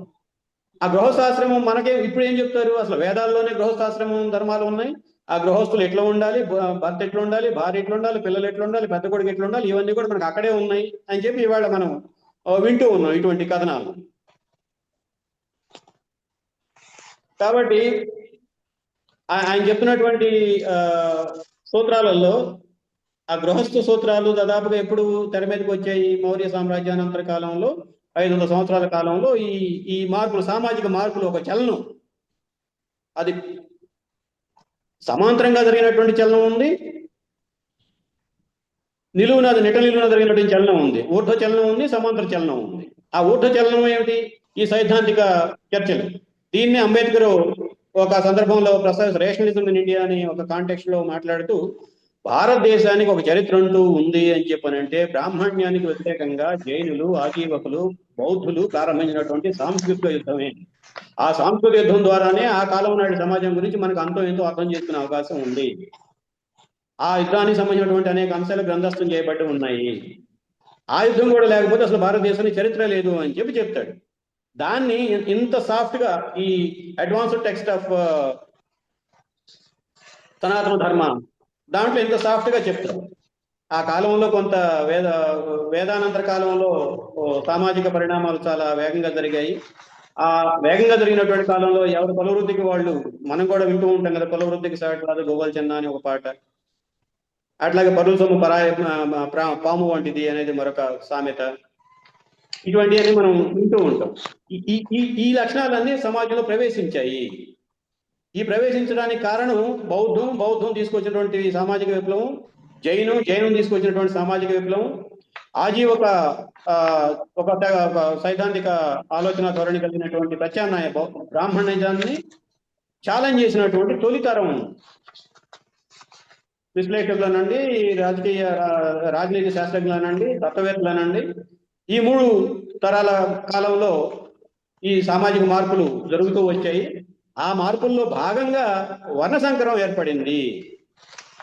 ఆ వర్ణ సంకరాన్ని మళ్ళా తిరిగి రివర్స్ చేయాలి అంటే తూచా తప్పకుండా ఈ 4 వర్ణాల్లో ఎవరైతే ఎక్కడైతే ఇమర్చబడ్డారో సమాజ నిర్మాణంలో వాళ్ళ ఉన్నటువంటి అవగాహన ప్రకారం, ఆ ఇమర్చబడినటువంటి వాళ్ళు ఆ మెట్టు దాటి కిందకి రాకూడదు, ఆ మెట్టు దాటి పైకి పోకూడదు. ఇది సనాతన ధర్మంలో ఉన్నటువంటి ఒకనొక కీలకమైనటువంటి అంశం. ఈ అంశాన్ని ప్రస్తావించి ఉదయనిధి స్టాలిన్ ఇటువంటి అవలక్షణాలు ఉన్నటువంటిది మన నెత్తిన మోసుకొని తిరగాల అని ప్రశ్నించినందుకు ఆయన మీద సుప్రీంకోర్టులో కేసు వేస్తారు. దీని తర్వాత రాజకీయ ప్రమేయానికి సంబంధించినటువంటి మరొక అంశాన్ని కూడా ఇక్కడ మనం ప్రస్తావించుకుంటే, ఈ చర్చ మొదలవుతున్నటువంటి ఒక 2-3 నెలల్లోనే ఒక పుస్తకం విడుదలవుతుంది. ఆ పుస్తకాన్ని ఎవరు విడుదల చేస్తారు? ఆర్ఎస్ఎస్ చీఫ్ మోహన్ భాగవత్ వాళ్ళ ఆఫీస్లో నాగపూర్లో విడుదల చేస్తాడు. దాంట్లో ఉన్నటువంటి సారాంశం ఏమిటి? ఆ టైటిల్లోనే అద్భుతమైనటువంటి టైటిల్, నవ్వు వస్తుంది చూస్తే. అంటే కనీసం ఆలోచన ఉన్నటువంటి వాళ్ళకు కూడా ఏంటి పెట్టారు టైటిల్ అన్నట్టుగా ఉంటుంది. సనాతన ధర్మ, the essence of all sciences. దాంట్లో ఆ రచయిత కొన్ని అంశాలు పారాగ్రాఫ్లో రాసుకున్నాను. ఆయన చెప్తాడు, గురుత్వాకర్షణ సిద్ధాంతాన్ని వేదాల కాలంలోనే కనిపెట్టారు. గురుత్వాకర్షణ సిద్ధాంతం తర్వాత దాన్ని ఆధునిక శాస్త్రవేత్తలు న్యూటన్ లాంటి వాళ్ళు, లేదంటే ఒక్కొక్క ఇన్నోవేషన్ని ప్రస్తావిస్తూ ఎవరెవరు కాపీ కొట్టారో ఆయన చెప్పి రాసుకొస్తాడు. ఇవన్నీ కూడా ఋగ్వేదంలోనే ఉన్నాయి. గ్రావిటీ ఋగ్వేదంలోనే ఉంది. అట్లాగే ఇంకొక ఆసక్తికరమైనటువంటి అంశాన్ని చెప్తాడు. ఇది 33 కోట్ల జనాభా, 33 కోట్ల దేవతలు అని చెప్తున్నారు. అది వక్రార్థంలో వికృతీకరించబడినటువంటి అవగాహన. ఇక్కడ కోటి అంటే వర్గము, శ్రేణి, తరగతి అని ఒక కొత్త ఉదాహరణ చెప్తాడు. మనందరికీ చిన్నప్పటి నుంచి మనం సాంస్కృతిక నేపథ్యంలో మనం నేర్చుకున్నది, తెలుసుకున్నది, వింటున్నది ఏమిటి? 3 కోట్ల దేవతలు, 3 కోట్ల దేవతలు, 33 కోట్ల దేవతలు మనం వింటూ ఉంటాం. అంటే నేను ఇందాక ప్రారంభంలో చెప్పినట్టుగా ఒక్కొక్క పదానికి పదం పాతగానే ఉంటుంది, కానీ దానికి కొత్త అర్థం వచ్చి చేరిపోతుంది. ఆ పుస్తకాన్ని చదివినటువంటి వాళ్ళు ఈ రోజు ఆ పుస్తకాన్ని చదువుతున్నటువంటి వాళ్ళకి రేపు ఎన్సీఆర్టీ సిలబస్ లో ఇప్పుడు మనం మాట్లాడుకుంటున్నటువంటి చారిత్రక అవగాహన కానీ, అభిప్రాయం కానీ, అంచనా కానీ తెలిసే అవకాశం లేదు. ఎందుకంటే ఈ పుస్తకాలన్నీ ఇప్పుడు శ్రీమాలి గారు, లేదా రొమిల తాఫర్ గారు, అంతకుముందు చేసిన అర్జున్ దేవ్ గారు, ఆర్ఎస్ శర్మ గారు, వీళ్ళు రాసినటువంటి చరిత్ర పుస్తకాలన్నింటినీ పాఠ్యాంశాల నుంచి తీసేస్తూ వచ్చారు. తీసేస్తూ వచ్చిన తర్వాత ఇంక ఏమి చరిత్ర చదవాలి వాళ్ళు? ఫేక్ చరిత్ర తప్ప. ఆ పదాలకు సంబంధించినటువంటి ఉదాహరణ చెప్పినప్పుడు ఇంకొక అంశాన్ని కూడా దృష్టిలో పెట్టుకొని మనందరం చేసిన లౌకికవాదం, ఇందాక చెప్పినట్టు ప్రియాంబుల్ మీద రాజ్యాంగ పీఠిక పైన దాడి జరుగుతూ ఉంది. ఆ పీఠికలో వచ్చినటువంటి దాడి ఎందుకు? ఆ పీఠిక ఆ పుస్తకంలో ఉన్నంత మాత్రాన, లేదంటే ఇతర ఇంకో చరిత్ర పుస్తకం అక్కడ ఉన్నంత మాత్రాన, వెండి డౌన్ గారు లాంటి వాళ్ళు హిందూ దేవుడి గురించి రాసినంత మాత్రాన ఈ మొత్తం సమాజంలో ఏం మారుతుంది? అసమానతలు మారుతున్నాయా? అంటువేత మారుతుందా? దోపిడీ మారుతుందా? స్త్రీలపైన అత్యాచారాలు, వేధింపులు మారుతున్నాయా? ఆర్థిక దోపిడీ మారుతుందా? సంపన్నులు కుబేర్లు ఇంకా సతకుబేర్లు కావడం ఆగిపోతుందా? లేదు కదా. అయినా సరే అదొక సైద్ధాంతిక సాధనం, ఆయుధం. ఈ రాజ్యాంగానికి సంబంధించినటువంటి ఈ దేశం మొత్తం మీద సమానత్వ భావాన్ని గ్రంథస్థం చేసి, తటబద్ధం చేసి, ఇదే ప్రమాణం ప్రకారం మనం సమాజాన్ని నడిపించాలి అని పాలకులకి దిశానిర్దేశం చేస్తున్నటువంటి పుస్తకం అది. దాని స్థానంలో భగవద్గీతని అధికారిక పుస్తకంగా, గ్రంథంగా, దేశానికి సంబంధించినటువంటి గ్రంథంగా రూపొందించాలని చెప్పి ప్రయత్నం. మరొక విమర్శ ఏమిటి? సెమిటిక్ రిలిజియన్స్ అని చెప్పని అంటాం. ఈ ఒక నిర్దిష్టమైనటువంటి దేవుడు, ఓ నిర్దిష్టమైనటువంటి గ్రంథం, ఆ దేవుణ్ణి పూజించడానికో, అనుసరించడానికో, ఆయన బోధనల్ని కొనసాగించడానికో ఒక పద్ధతి. ఇవి ఆ సెమిటిక్ రిలిజియన్స్ క్రిస్టియానిటీలో కానీ, ఇస్లాంలో కానీ ఉంటాయి. భారతదేశంలో అటువంటి ఒక నిర్దిష్టమైనటువంటి దేవుడు ఎవరు ఉన్నారు? ఇందాక 3 కోట్ల దేవతల గురించి మనం మాట్లాడుకున్నాం. ఈ సనాతన అడ్వాన్స్డ్ టెక్స్ట్ ఆఫ్ సనాతన ధర్మ అన్న దాంట్లో వాళ్ళు ఏం ప్రతిపాదిస్తారు అంటే, ఇన్ని విభేదాలు, వ్యత్యాసాలు, నిచ్చెన మెట్లు మనకు వద్దు. హిందూ మతాన్ని ఒక కోడిఫైడ్ ఏకశిలా సదృశ్యం లాంటి మతంగానే మనం దీన్ని అభివృద్ధి చేయాలి. అభివృద్ధి చేయాలి అన్నప్పుడు ఒక టెక్స్ట్ ఉండాలి, ఒక దేవుడు ఉండాలి, ఒక పూజా విధానం ఉండాలి, ఒక పనిష్మెంట్ విధానం ఉండాలి, ఒక సామాజిక విధానం ఉండాలి, ఒక జీవన విధానం, వ్యక్తిగత నైతిక ప్రవర్తన నియమాలు ఉండాలి, ఒక రాజధర్మం ఉండాలి. ఇవన్నీ కూడా ఒకటే ఉండాలి. అదేదో మనం మోడీ గారు, లేదంటే మరొక బీజేపీ కేంద్ర మంత్రులు ఒకే దేశం, ఒకే భాష, ఒకే దేశం, ఒకే ఆచరణ, ఒకే దేశం, ఒకే ఎన్నిక అని చెప్పినట్టు మనం అంతవరకే చూస్తున్నాం. కానీ మనం చూడాల్సిన దాని వెనక ఒకే దేశం, ఒకే గ్రంథం, ఒకే దేశం, ఒకే మతం, ఒకే దేశం, ఒకే కట్టుబాటు, ఒకే దేశం, ఒకే ఆహారపు శైలి. మీరు గుర్తు చేసుకుంటే 2014లో మోడీ ప్రభుత్వం అధికారానికి వచ్చిన తర్వాత బీఫ్, అది ఆవు మాంసం ఉన్నది ఇంట్లో అని చెప్పి అలహాబాద్ లో మహమ్మద్ అఖ్లాక్ని చంపారు, రాజస్థాన్ లో చంపారు, ఉత్తరాది ఈశాన్య భారతంలో కొంతమందిని చంపారు. ఇట్లా ఇవన్నీ కూడా ఈ ఒక్కటే అన్నది, అదేదో ఒకే రాజు ఒకే మంత్రి అన్న దానికోసం కాదు. ఒకే సైద్ధాంతిక ధోరణి, ఒకే ఆలోచన ధోరణి, ఒకే ధార్మిక ప్రవర్తన నియమావళి అన్న తర్వాత ఈ దేశంలో ఉన్నటువంటి ముస్లింలు కానీ, క్రిస్టియన్స్ కానీ, ఎథీయిస్టులు కానీ, నాస్తికవాదులు కానీ ఎక్కడికి పోవాలి? ఆ రోజుల్లో లాగా ఏదో వలస పాలన అంటే 1900 సంవత్సరం కంటే ముందు ఇంగ్లాండ్లో జరిగినటువంటి 16, 17, 18 శతాబ్దాలలో ఇంగ్లాండ్లో జరిగినటువంటి ఘర్షణల్ని నివారించుకోవడం కోసం ఒక ప్రొటెస్టెంట్ తెగంతా అమెరికా పోయి సెటిల్ అయినట్టు, మరొకళ్ళు ఆస్ట్రేలియా పోయి సెటిల్ అయినట్టు, ఇంకొకళ్ళు న్యూజిలాండ్ పోయి సెటిల్ అయినట్టు, మరి కొంతమంది వెస్టిండీస్ వెళ్ళి సెటిల్ అయినట్టు, లాటిన్ అమెరికా మన మిత్రుడు ఎవరో పెట్టారు ఒకే కులం చేస్తే బాగుంటుంది అని చెప్పి, దానికి సంబంధించిన ప్రస్తావన కూడా ఉంది. అసలు కుల వ్యవస్థే అనారోగ్యకరం అన్నది అనుకున్న తర్వాత అది ఏ కులం అయితే ఏముంది. సో ఆ ఒకే కులం అని అన్నప్పుడు ఏమంటారు, ఇప్పుడు మనం ఈ ఇల్లు ఉన్నటువంటి వాళ్ళందరూ హిందువులన్నా అయి ఉండాలి, మిగతా వాళ్ళందరూ సెకండరీ గ్రేడ్ సిటిజన్స్ అన్నా అయి ఉండాలి. ఇది కదా ప్రభుత్వం చెప్తున్నటువంటి అధికారిక వాదన. అట్లాగే ఒకే కులం వచ్చినా కూడా రేపేమంటారు, ఆ ఉన్నదేవుడు ఆ బ్రాహ్మణ్య శాస్త్రోక్తులు తెలిసినటువంటి వాడు, సంస్కృతం చదవగలిగినటువంటి వాడు, సంస్కృతం బోధించేవాడు, అడొకదే ప్రామాణికమైనటువంటి కులంగా ఉంటుంది. మిగతా వాళ్ళందరూ ఎటు లెక్కట్రాని కులాలుగానే ఉంటాయి కదా. వాళ్ళ బీహార్లో మనం చూస్తూ ఉన్నాం, దాదాపు 87 లక్షల మంది ఒక రాత్రికి రాత్రే వాళ్ళు చనిపోయినట్టు లెక్క తేల్చారు ఎలక్షన్ కమిషన్. సో కాబట్టి అటువంటి పరిస్థితి మనకే వచ్చినా ఆశ్చర్యపోవక్కర్లా మనం. కాబట్టి ఒక కులం ఒకటి ఉందా రెండు ఉందా అన్నది కాదు, కుల వ్యవస్థ అవసరమా కాదా అన్నది ఆ చర్చకి మరో సందర్భంలో వెళ్దాం. ఇక్కడ నేను చెప్పదలుచుకుంది, రచయిత శ్రీమాలి గారు చెప్తుంది, సనాతన ధర్మం పేరు మీద ఫ్లూయిడ్ గా ఉన్నటువంటి, వర్టైల్ గా ఉన్నటువంటి, ఒక ప్రవాహం లాగా ఉన్నటువంటి హిందూ ఆలోచన శ్రవణ్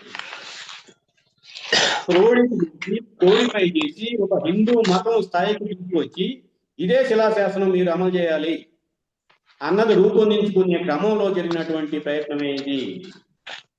ఇది ఖచ్చితంగా ఇది రాజకీయ ప్రమేయమా కాదా అన్నది మళ్ళీ మనం చిన్న ఉదాహరణ కూడా చూడవచ్చు. 1970లో ప్రారంభించబడిన 1980లో అనుకుంటాను ఆ ప్రాంతంలో ప్రారంభించబడినప్పుడు విశ్వ హిందూ పరిషత్ చేసిన మొట్టమొదటి పని ఏమిటి? భారతదేశంలో ఎన్ని మఠాలు, ముఠాలు, ఆశ్రమాలు, పీఠాలు ఉన్నాయో వాటన్నిటినీ తీసుకొచ్చి ఒక వేదిక మీద తీసుకొచ్చి వాళ్ళందరి మధ్య ఉన్నటువంటి భిన్నాభిప్రాయాలని సవరింపజేసి మొత్తం ఒక రాజకీయ క్యాంపెయిన్, రామాలయం, అయోధ్య రామాలయం, లేదంటే ఆర్టికల్ 370 లాంటి ఒక రాజకీయ ఎజెండాని ముందుకు తీసుకెళ్ళడానికి కావాల్సిన వేదికను సిద్ధం చేసి అప్పుడప్పుడు మనం చూస్తూ ఉంటాం, పలానా కాంకోటి పీఠాధిపతి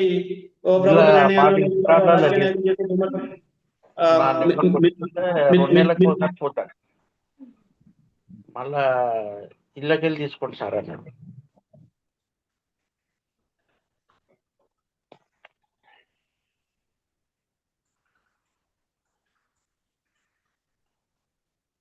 ఆ రకమైనటువంటి ఒక ఏకీకృత భావన, మనం ఏదైతే ఇస్లాం, క్రిస్టియానిటీకి వ్యతిరేకంగా వాళ్ళ వైపు నుంచి పెద్ద ప్రమాదం వస్తుంది అని చెప్పి ప్రజల్లో ఒక అభిప్రాయాన్ని, అపోహల్ని కలగజేసి వాళ్ళ నుంచి కాపాడుకోవటం కోసం ఈ మతాన్ని సంరక్షించుకోవాలి అన్న కోణం వైపు జనాన్ని నెడుతూ ఆ మతాల్లో ఉన్నటువంటి అవలక్షణాలు, దుర్లక్షణాలు ఏవైతే ఉన్నాయో, ఒకే దేవుడు, ఒకే మతం, ఒకే విశ్వాసం, ఒకే ఆలోచన, ఒకే జీవన విధానం, ఒకే స్థాయి సామాజిక ధోరణి, ఇవన్నీ ఏవైతే ఉన్నాయో వాటన్నింటినీ మళ్ళీ మనం ఇక్కడికి తీసుకొస్తున్నాం. ఒకే పుస్తకం కావాలంటున్నాం, ఒకే దేవుడు కావాలంటున్నాం, ఒకే మతం కావాలంటున్నాం.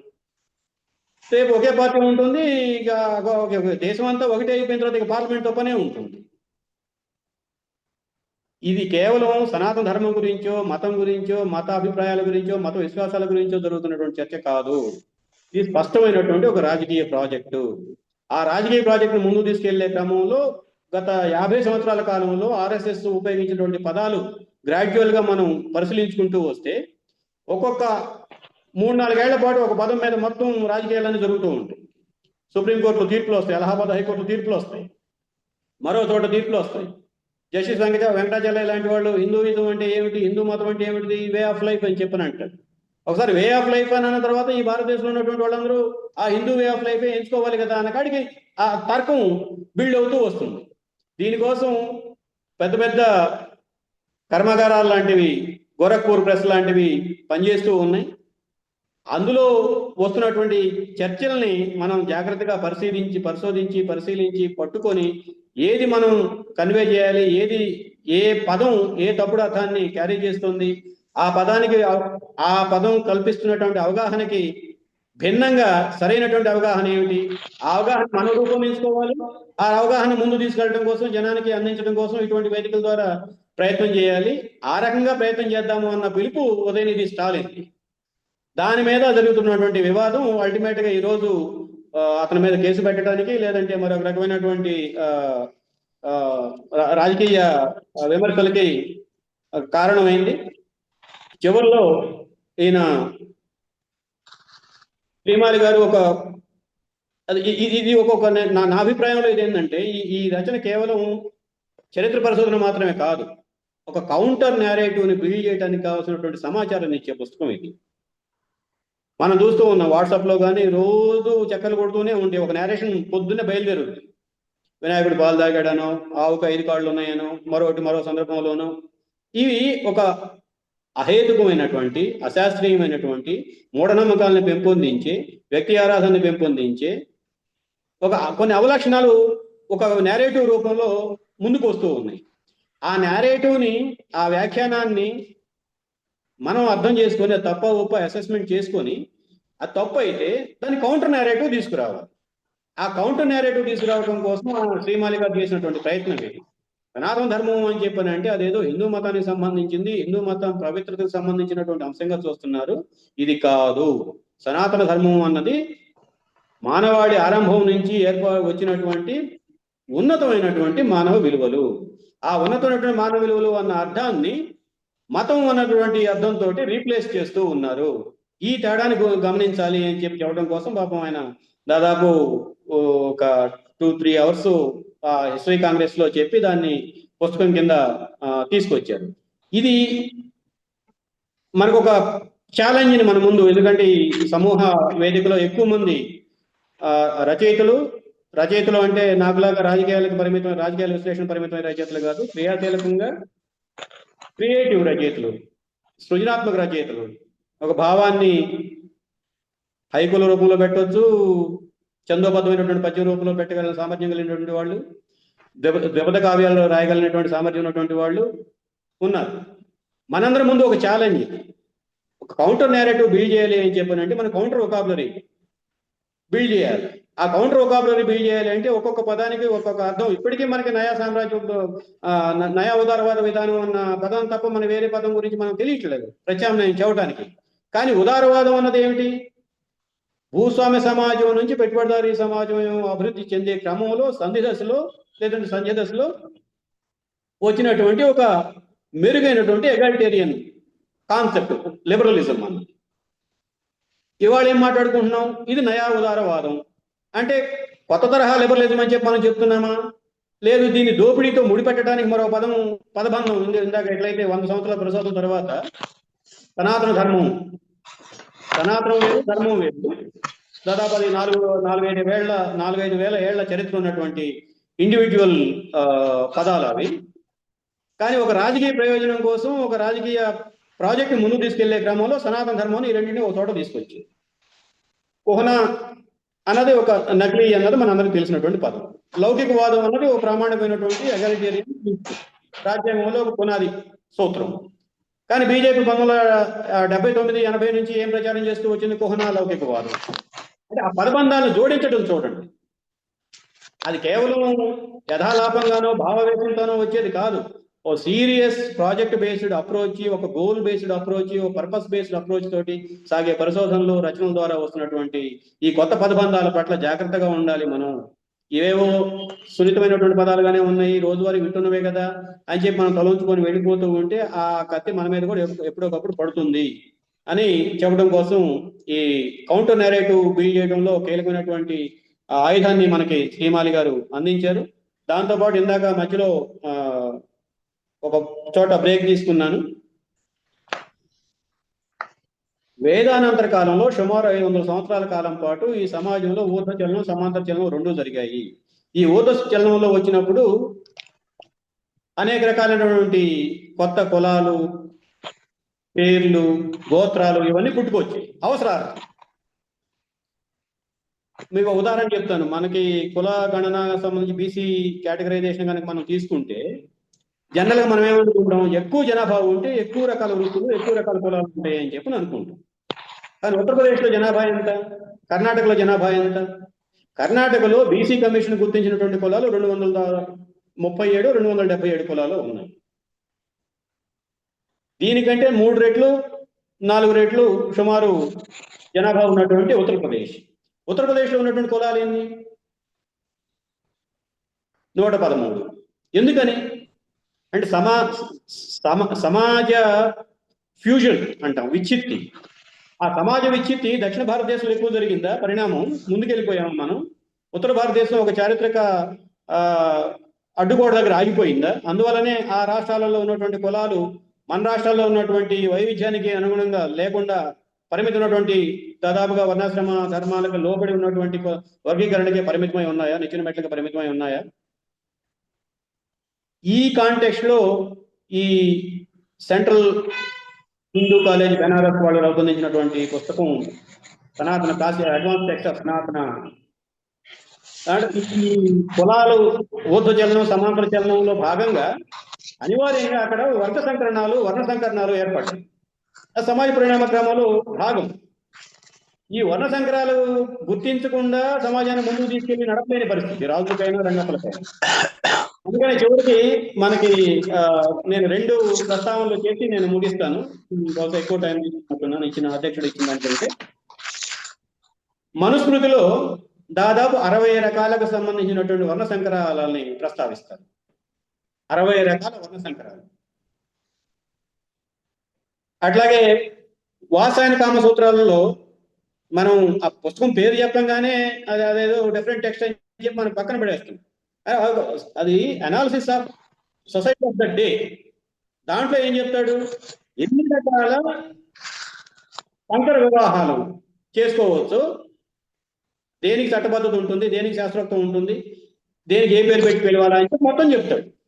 సో ఈ మనుస్మృతిలో ఉన్నటువంటి 60 రకాల వర్ణ సంకరాలని, వాతాయనుడి పుస్తకంలో ఉన్నటువంటి సంకర వివాహాలని మనం ఒక చోట చూస్తే ఆ రోజుల్లో ఉన్నటువంటి సమాజం ఎంత విచ్చిత్తికి లోనై ఉందో, ఎంత వైవిధ్యమైనటువంటి విస్తృతమైనటువంటి సమాజంగా ఎదిగే దశలో ఉందో. మనం ఇందాక మాట్లాడుకున్నాం, వేదాలలో గృహస్థు ఆశ్రమాలకు సంబంధించినటువంటి ప్రస్థానం లేవు, ఎందుకంటే అది సంచార జీవిత కాలం కాబట్టి. ఆ తర్వాత మగధ, మౌర్య ఈ సామ్రాజ్యాల స్థాపన, వాటి పరిపాలన వచ్చేటప్పటికి కూణులు, కుషాణులు ఆ కాణాలకు వచ్చేటప్పటికి గృహస్థు స్థిర నివాసాలు, వ్యవసాయ ఆధారిత నివాసాలు, జీవన విధానం ఇవన్నీ వచ్చాయి. దాని తగ్గట్టుగా నియమాలు, నిబంధనలు మారాయి. మన వేదకాలంలో చక్రం తయారు చేసేవాడు లేడు కాబట్టి వ్యవసాయం అభివృద్ధి చెందిన తర్వాత కూడా చక్రం తయారు చేయకుండా ఉండాలంటే వ్యవసాయం సాధ్యం వద్దా? గొర్రు, కర్రు, నాగలి లేకుండా వ్యవసాయం సాధ్యం వద్దా? మరి అవి తయారు చేసేవాడు కావాలన్నప్పుడు దానికోసం ఒక సపరేట్ నైపుణ్యం కావాలి. ఆ నైపుణ్యం పొందినటువంటి వాళ్ళందరూ సపరేట్ కులంగా మారుతున్నారు, ఎవాల్వ్ అవుతూ ఉన్నారు. సో ఈ రకమైనటువంటి విచ్చిత్తి జరిగింది.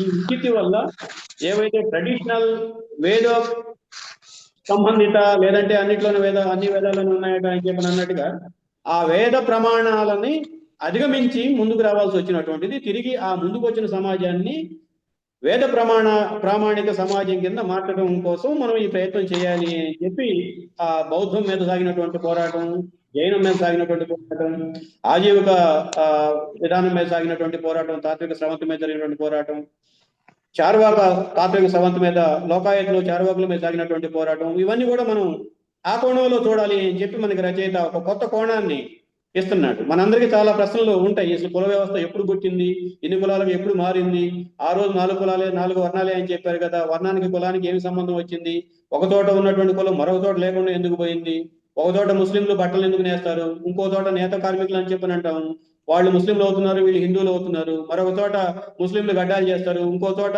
మంగళి కులానికి సంబంధించిన వాళ్ళు గడ్డాలు చేస్తారు. ఇన్ని వైవిధ్యాలు ఎట్లా వచ్చాయి అన్నది ఓ ప్రశ్న మిగిలిపోతుంది. ఆ ప్రశ్నకు సంబంధించినటువంటి ఒక అద్భుతమైనటువంటి ఆయన ఆధారం, మన పర్వర్ అధ్యయనానికి సంబంధించినటువంటి ఆధారం ఆయన చెప్పేది ఏంటంటే, మౌర్య అనంతర కాలంలో 500 సంవత్సరాల కాలంలో జరిగినటువంటి సామాజిక పరిణామాలు, తాత్విక పరిణామాలు ఈ వర్ణ వ్యవస్థ, చాతుర్వర్ణ వ్యవస్థకి బాగా దెబ్బతీశాయి. చాతుర్వర్ణ వ్యవస్థను బాగా దెబ్బతీశాయి. తిరిగి ఈ చాతుర్వర్ణ వ్యవస్థని నిలబెట్టే ప్రయత్నంలో అనేక రచనలు, విశ్లేషణలు వచ్చాయి. రాజులు ఎవరు మారినా కానీ ఆఖరికి అక్బర్ కాలంలో కూడా కుల వ్యవస్థను కొనసాగించుకుంటూనే వచ్చారు. ఇంగ్లాండ్ ప్రభుత్వం అది వలసపాలన కాలంలోనూ కుల వ్యవస్థ కొనసాగుతూ వచ్చింది. అంత అద్భుతమైనటువంటి రాజ్యాంగం ప్రపంచంలో ఏ ఆధునిక రాజ్యాంగం లేనంత స్థాయిలో సార్వత్రిక మానవ విలువలు మన universal declaration of human rights 45, 46 ఆ ప్రాంతంలో దాన్ని 45లో ఐక్యరాజ్య సమితి రెండవ ప్రపంచ యుద్ధం తర్వాత జరిగినటువంటి చర్చల్లో ఒక కామన్ కోడ్ ఆఫ్ కాండక్ట్ ఉండాలి దేశాల మధ్య, ఒక కామన్ కోడ్ ఆఫ్ కాండక్ట్ ఉండాలి ప్రజల మధ్య, మనిషి అన్నవాడి కనీస హక్కులు ఇవి ఉండాలి అని చెప్పి వాళ్ళు universal declaration of human rights తీసుకుంటారు. కానీ మన 47లో స్వాతంత్రం రావడానికంటే ముందు మొదలైనటువంటి రాజ్యాంగ పరిషత్ ఈ విలువల గురించి చర్చించి వీటన్నిటి మన ప్రియంబుల్లో తీసుకొస్తామని చెప్తుంది. ప్రాథమిక హక్కుల విభాగంలో తీసుకొస్తామని చెప్తుంది. మీరు జాగ్రత్తగా గమనించండి. అంటే ఒక ప్రజాస్వామిక ప్రజాతంత్ర రాజ్యంగా భారత రాజ్యాంగం ఉన్నంత ఉన్నత విలువలతోటి ఆదర్శాలతోటి ఒక దార్శనికత అవగాహనతోటి ఏ ప్రపంచ రాజ్యాంగం లేదు. ఆ రాజ్యాంగంలో ఉన్నటువంటి మౌలిక ప్రజాస్వామిక స్వభావాన్ని నిర్మూలించడం కోసం, నియంత్రించడం కోసం, కట్టడి చేయడం కోసం, అమలుకు వీలు లేని పద్ధతుల్లో మార్చడం కోసం చేసినటువంటి పాలకవర్గం లేదంటే ఈ రోజు ఉన్నటువంటి RSS ప్రేరిత పరిపాలనా విధానం ఏదైతే ఉందో మనం చూస్తూ ఉన్నాం. ఆ క్రమంలో ఈ చర్చను ముందుకు తీసుకొస్తూ ఉన్నారు. ఈ విషయాన్ని మనం మర్చిపోయి జనరల్ గా ఏదైతే మతానికి సంబంధించిందనో లేదంటే మరొక రాజకీయ విధానానికి సంబంధించిందనో ఆ చర్చలో మనం భాగస్వాములం కాకుండా పక్కనుంటే ఆ జరిగే నష్టం సమాజానికి జరుగుద్ది, సమాజంలో ఉన్నటువంటి మనకి కూడా అంతర్భాగంగా ఉన్నట్టు మనకు కూడా ఈ నష్టం జరుగుద్ది. ఈ నేపథ్యంలో ఆ మౌర్య అనంతర కాలంలో ఉన్నటువంటి ఇందులో చాలా మంది క్వాలిఫైడ్ లెక్చరర్స్, ప్రొఫెసర్స్ కూడా ఉన్నారు మన సమూహంలో. సో మనం చేపట్టాల్సినటువంటి టాస్క్ ఆ మౌర్యానంతర కాలంలో కనీసం మన ప్రాంతంలో ఉన్నటువంటి సామాజిక, ఆర్థిక, సాంస్కృతిక జీవన విధానానికి సంబంధించినటువంటి పరిణామాలు, దశలు, దిశలు వీటన్నిటి గురించి కొంత మనం పరిశోధించగలిగితే ఉన్నటువంటి సమాచారం ఇప్పుడు చాలా అందుబాటులోకి వచ్చాయి.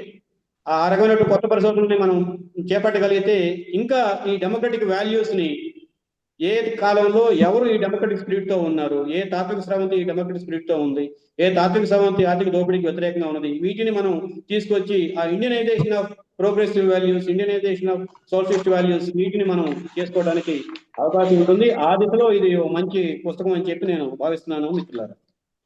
శంకర్ గారు.